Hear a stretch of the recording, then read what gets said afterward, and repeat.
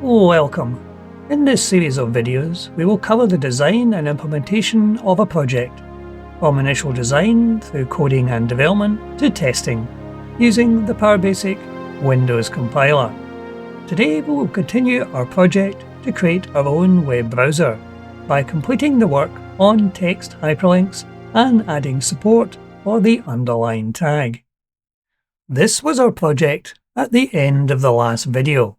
We have a Lite browser which allows us to drag HTML pages onto the browser.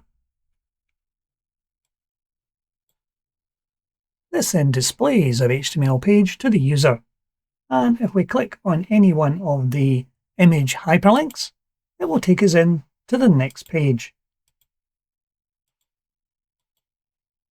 including the display of graphics. We also have headers and text, which is paragraphed, and we have a text URL at the bottom of our index page. However, at the moment, this text URL is not underlined, which is more or less the standard for all text URLs. That's what we're going to tackle today, is the underlining of text hyperlinks and the use of the underline tag. The underline tag in HTML can be used to mark a section of text as being underlined. However, the use of the underline tag is usually discouraged, as it can confuse users to think that a piece of text that is underlined is a hyperlink. However, it's still supported within HTML. So let's go and have a look at our code to see what we can do to achieve this. Currently, we have two globals at the beginning of our code. One for the default font and one to contain the handles for the array of fonts we're using. We're going to add two more globals to this list, one for the default underline font and one for an array of underline fonts. This will allow us to maintain an array of underline fonts which we can use at any point in the application. So as you can probably guess, we're going to have to create and also destroy fonts when the program starts and when the program ends. So we have two functions which perform these functions, one called create fonts and one called unload fonts. So let's go to the create fonts function first. In here we are redimensioning our array as having 6 elements. We're going to add a command to do the same for our underline fonts, to allow us to store the handles for each font. So as we have 6 normal fonts, we're going to have 6 fonts of the same size, but set for underline. So we've added a font new command to create our default font, which in this case is set for option 5, which will allow us to have bold underline. And in our for next loop, where we created the 6 fonts, we're creating 6 additional fonts, but this time set with the underline flag. So now that we've created our fonts, we also have to unload the fonts when the application completes. So if we have a look at the unload fonts function, it will quite simply need 2 font end commands, one to end the default font and one to end each of the fonts referenced in our global array. So now we need to handle the underline tag when we get to the render the HTML tags. This is our tagging engine. So let's go to that function and make the necessary changes. At the end of our select statement, we're going to put 2 more case statements in, one to handle the beginning underline tag and one to handle the end of the underline tag. So if we are starting an underline section of the HTML document, we need to set our graphic font to the default underline font. And we can do that using the graphic set font command, using our global variable for the underline font handle. Next, we can pick up the data after the underline tag by using the function we created in our previous video, the getTagValue, giving the long start variable and the underline end tag. And then we can go to the print data statement, which will print our data to the screen. And with the end underline tag, we can reset the font back to the global handle of the default font. So in order to test to see how far we've got with the underline tag, we need to make a change to one of our web pages. So we're going to amend the index2 HTML document. So beneath the section which is going to be hyperlinked, we have a new paragraph, which is a test for our underline. So we have the word test and a piece of text after that, which is not going to be underlined. So let's run our application and copy in this HTML document. So we have partially achieved our objective. We do have the word test marked underlined. However, the tag is still visible on the screen to the user, and we don't have the words "and not underlined" after the underlined test text. So there is more to do. We'll need now to have a look at the print function, which prints data to our graphics control. So let's go back to the code. So within this function, we handle all the text that has to be printed on the HTML page for the user. And our underline tags are in fact embedded links. So we have a section of this code which currently handles embedded links. We'll need to expand on that. Here is a section of code that tests for an embedded link. So we're currently looking for the href equals text to determine whether this is a URL. And if so, we're setting positions and exiting the function, so we do not actually print that data. And now we're also testing for the underline tag. If it's an embedded underline tag, we're exiting the function, so we do not print. So let's try running it again and see what we get this time. And now it's looking slightly better. We're getting the word test underlined, but we're missing the text after that. So there's a little more to do, but at least we're no longer getting the underline tags printed on the dialog. So again, back to our code. Sometimes when you're developing applications, you'll find you may have to go through a great number of iterations to edge towards the eventual application that you wish to use. This is quite normal in development when you're working on something you've never done before.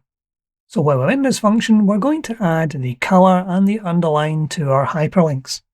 If the ref tag is true and our str data variable is populated, then we know this is a hot zone. This is going to be a URL.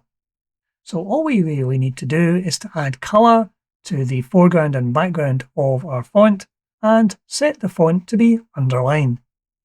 So with a simple 2 commands, we should have now handled the underlining of our hyperlinks. So let's try running it again and see if we've achieved that. Well, there we do have a go to page 5, which if we click on it will take us to page 5. So we've achieved the colouring and the underlining of a text hyperlink.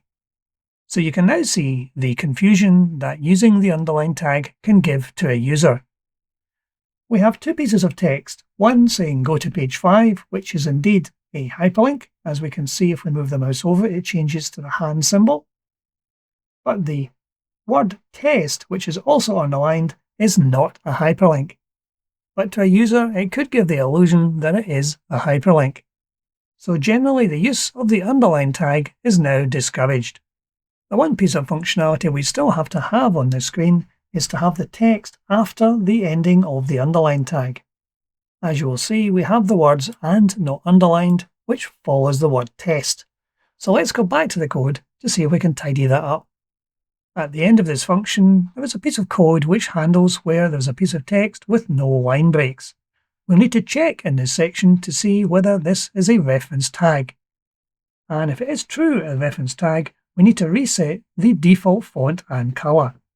This is done quite easily using these 2 commands again, the graphic color command to set the foreground back to black and the background to white, and to set the font back to the default font. So there are a couple more changes we'll need to make to this code to fully support the underline tag. When we get to the end of the underline, we need to check to see if we're actually inside a paragraph or not. We can do this by testing the inParagraph variable. If that's true, then we are indeed inside a paragraph. So there may well be some text still to print. So we can pick that up using the getTagValue, looking for the end of the paragraph tag, and then calling the printData function to print that out. So let's try running that now to see if we've got our extra text now.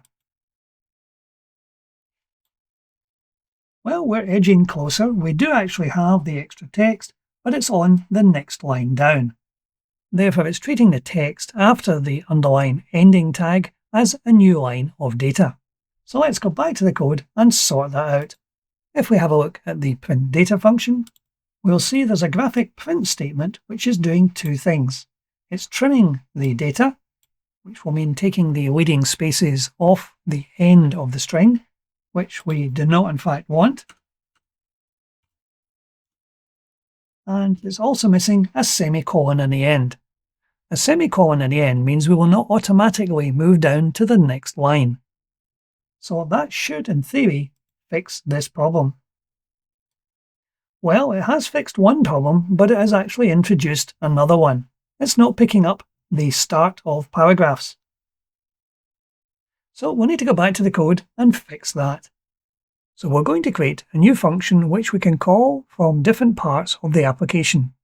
We'll call this function print blank line, and its job will be to move the text down to the next available line. So here is our new print blank data function.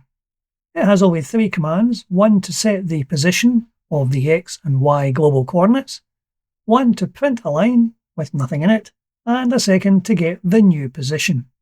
We'll need to call this new function from within the render HTML tags function. And we're now going to look for the end of the paragraph. And there we have the call to our new function to print a blank line. So have we now done enough to make our HTML document properly shown on screen? If we bring in our index2 document, and we can see that the problem we had with the underline tag has now been resolved.